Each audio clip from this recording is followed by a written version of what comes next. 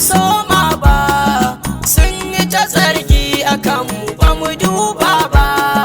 Kyawun aiki a yi sa ba kosa ba, ina neman lamunin ka ba ni ne ba.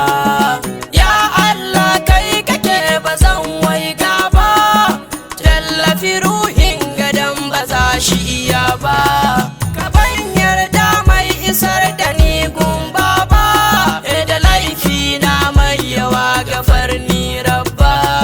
Kaninka salati Allah kai wa masoyi, abin neman mai yabo da ya wuce yayi.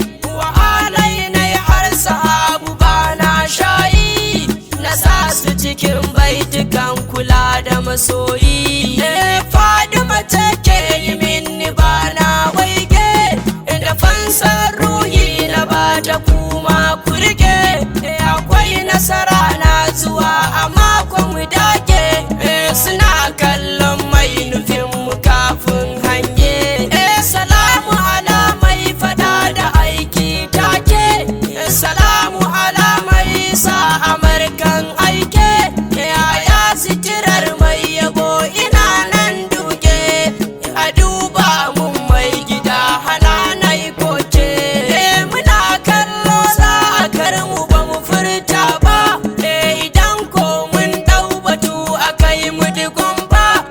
Muna tuba mai gida ba za mu sauka ba, da fansar ruhi gare ka ba kalma ba. Idan da akwai mai isa gare ka ta samu, ba mu da mai yi gare mu kara kula mu. Muna ji kuma mun gani suna kushe mu, ya sarki adali ya kara kula mu.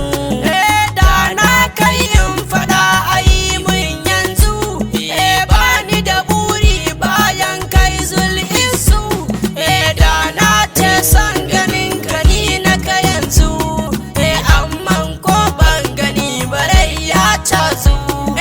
Ya marashin kuskuren da baya sabo, cikar daidai sai da kai abun so debo.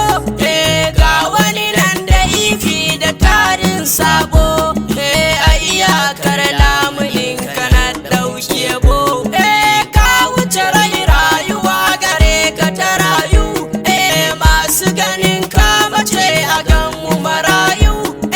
Wane mutuwa bare mutum alhayu, silar samun sa